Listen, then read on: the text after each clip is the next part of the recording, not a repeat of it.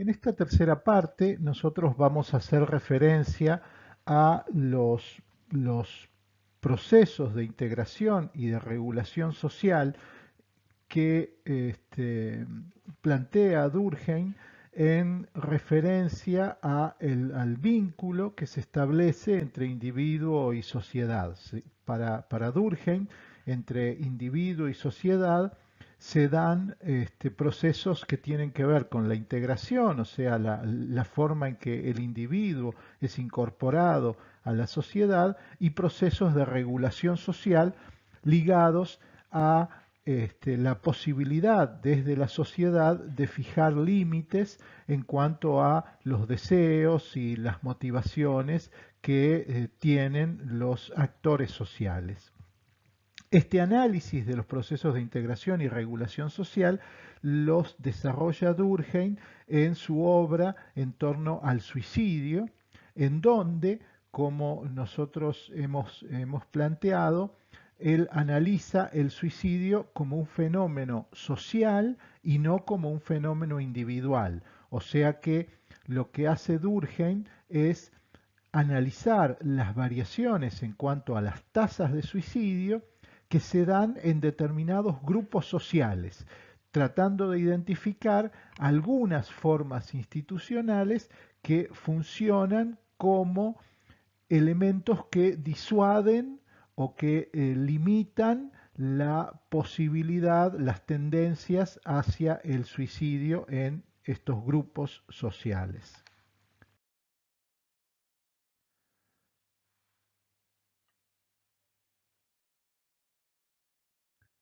En esta obra, El suicidio, Durkheim analiza, como nosotros planteábamos, estos procesos de integración y de regulación social. La integración remite a la manera en que un grupo social atrae al individuo hacia el grupo y se asocia a la posibilidad de que se generen interacciones frecuentes, a pasiones uniformes, o sea, una conciencia común, y a objetivos y metas compartidos. Por otro lado, la regulación refiere a cómo la sociedad se impone al individuo, armonizando el comportamiento de los mismos, y esta regulación se ejerce estableciendo una jerarquía común, moderando las pasiones y legitimando el orden jerárquico construido.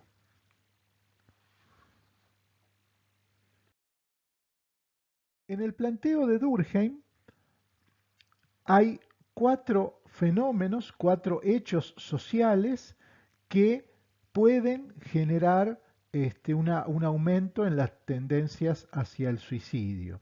Estos fenómenos patológicos tienen que ver con una deficiencia o una exageración en cuanto a la integración y a la regulación.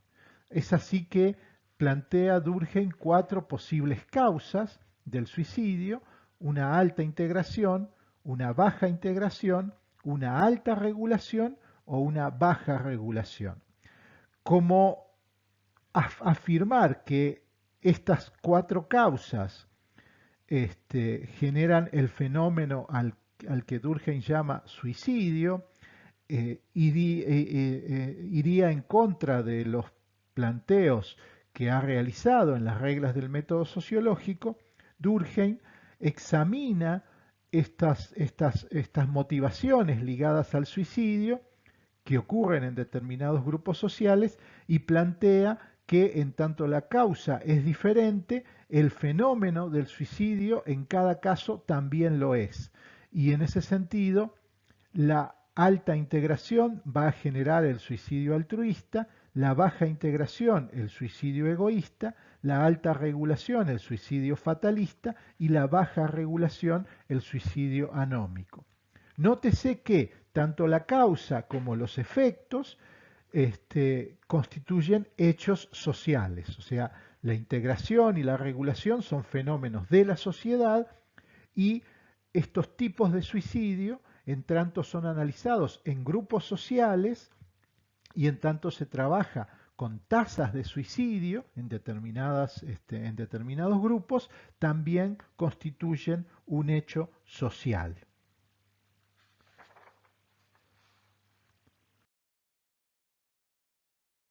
¿Cómo trabaja Durkheim en esta obra? Bueno, él trabaja fundamentalmente a partir de datos estadísticos. Datos estadísticos este, tratando de analizar cómo se ve afectada esta propensión al suicidio en distintos grupos sociales. Por ejemplo, en el cuadro que nosotros podemos ver en la imagen, aquí se está trabajando con el tipo de suicidio que Durkheim va a llamar egoísta, y en este caso lo que se intenta ver es la función benéfica que este, eh, cumple la familia y fundamentalmente el grupo familiar, o sea, la pareja con los hijos, como preservadores del suicidio. Y en ese sentido, nosotros nos encontramos con que la tasa de suicidio es más alta, por ejemplo, en los varones solteros de 60 años o en los viudos que no tienen hijos, y disminuye fuertemente si nosotros hacemos referencia a los varones casados que tienen hijos y un poco menos eh, los varones casados que no tienen hijos, ¿sí? Entonces, Durkheim examina las tasas y establece estos porcentajes de preservación en referencia a los solteros, que llega a ser casi de 3 veces en el caso de los casados con hijos, y que es de 1 vez y media en el caso de los viudos con hijos y los casados sin hijos. Vamos a caracterizar estos cuatro tipos de suicidio. En este caso, el suicidio egoísta remite a lo que Durkheim llama una excesiva individuación. Aquí los sujetos pierden los lazos que los unen a la sociedad, y esos lazos están presentes en ciertos grupos que funcionan como grupos preservadores, como por ejemplo la familia, como hemos analizado, la religión, también analiza Durkheim este fenómeno, y la sociedad política en ciertas circunstancias. Como hemos visto, la familia establece lazos sociales entre sus miembros. Aquí cobra un papel fundamental en la presencia de los hijos. La religión lo hace a partir de determinados rituales, o sea, aquellas religiones en donde las ceremonias religiosas, la misa, el contacto seguido entre los individuos es más abundante. En esos contextos la religión funciona como preservador frente a la cuestión del suicidio, y la sociedad política en el caso de reforzar lo que serían los vínculos patrióticos, por ejemplo, por un estado de guerra exterior. Esos vínculos patrióticos también unen al individuo a la sociedad y por lo tanto preservan de las tendencias hacia el suicidio. El caso contrario, o sea, en donde la integración es demasiado fuerte, nos ubica en lo que sería el suicidio altruista. Aquí el individuo se considera menos valioso que el grupo al que pertenece, hasta el punto de que es capaz de dar su vida por el grupo. Se ha producido una individuación demasiado débil y esto genera el suicidio altruista. Dice Durkheim que ocurre cuando desde la infancia Las personas están acostumbradas a no darle importancia a la propia vida y a despreciar a los que le dan demasiada importancia a su propia vida. Para Durkheim, este tipo de suicidio aparece como normal en las sociedades primitivas con fuerte solidaridad mecánica, es allí mucho más común, y pero también aparece en algunos grupos en las sociedades modernas, por ejemplo los grupos militares, en donde el cuerpo social se arriesga por ese cuerpo social se da la vida.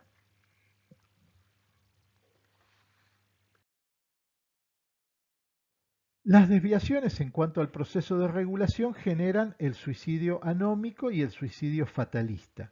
En cuanto al suicidio anómico, este es el más estudiado por Durkheim.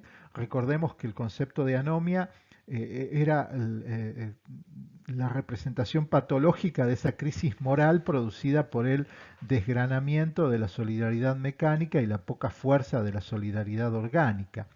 En el caso del suicidio anómico, la sociedad no cumple suficientemente con su función reguladora. Recordemos que la regulación modera las pasiones, pone límites a los deseos del individuo, lo hace parte de una jerarquía y de un orden social considerado justo y legítimo. Por lo tanto, si esta regulación no ejerce fuerza, las pasiones se desbordan y los individuos las persiguen sin poder alcanzar los objetivos y esto genera malestar y por lo tanto suicidio. Durkheim afirma lo siguiente, dice, la totalidad de las reglas morales forma verdaderamente sobre cada persona un muro imaginario al pie del cual la marea de las pasiones humanas muere, simplemente incapaz de avanzar más allá. Por la misma razón que se encuentran contenidas, es posible satisfacerlas. Pero si en algún punto se rompe esta barrera, estas fuerzas humanas previamente restringidas fluyen tumultuosamente a través de la abertura y no encuentran límites donde detenerse. Solo pueden dedicarse, sin esperar satisfacción, a la persecución de un fin que permanentemente las elude.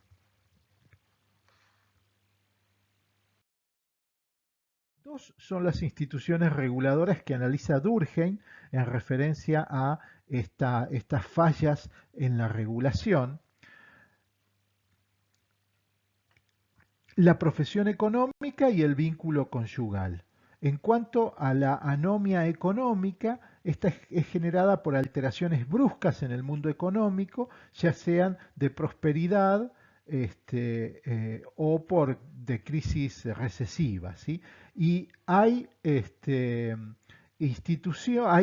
hay ámbitos de la economía que son más propensos, plantea Durkheim, a este tipo de cambios y que tienen que ver con las actividades financieras, por ejemplo, la producción industrial, eh, y hay otros tipos de actividades que preservan de estos cambios, que son aquellas actividades fuertemente normadas y regladas, que ya tienen una tradición, como por ejemplo en el caso de Durkheim, las actividades agrícolas, en el caso de la Francia de ese momento histórico.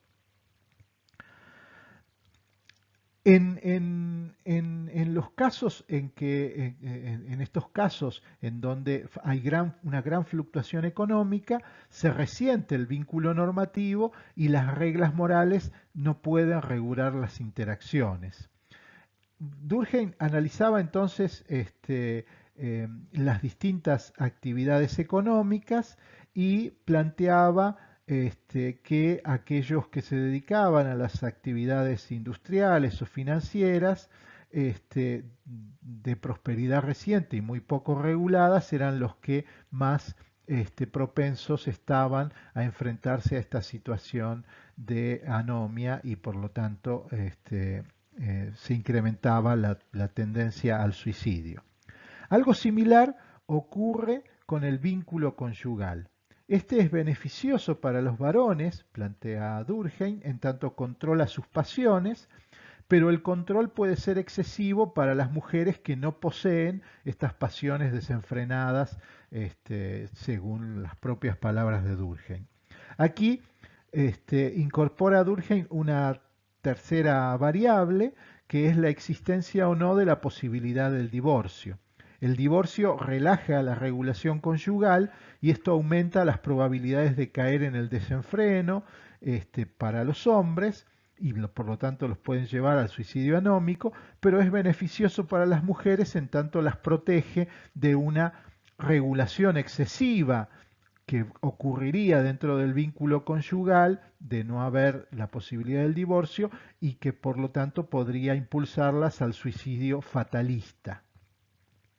Digamos que este último suicidio, el fatalista, ligado a una regulación excesiva, no es analizado prácticamente por Durkheim, pero permite explicar algunos tipos de comportamiento como las tendencias al suicidio de aquellos que se encuentran en una situación de gran opresión social, de esclavitud, en manos de un gobierno dictatorial, por ejemplo, y que no ven otras salidas a esa situación de opresión y de regulación excesiva que no sea la posibilidad del suicidio.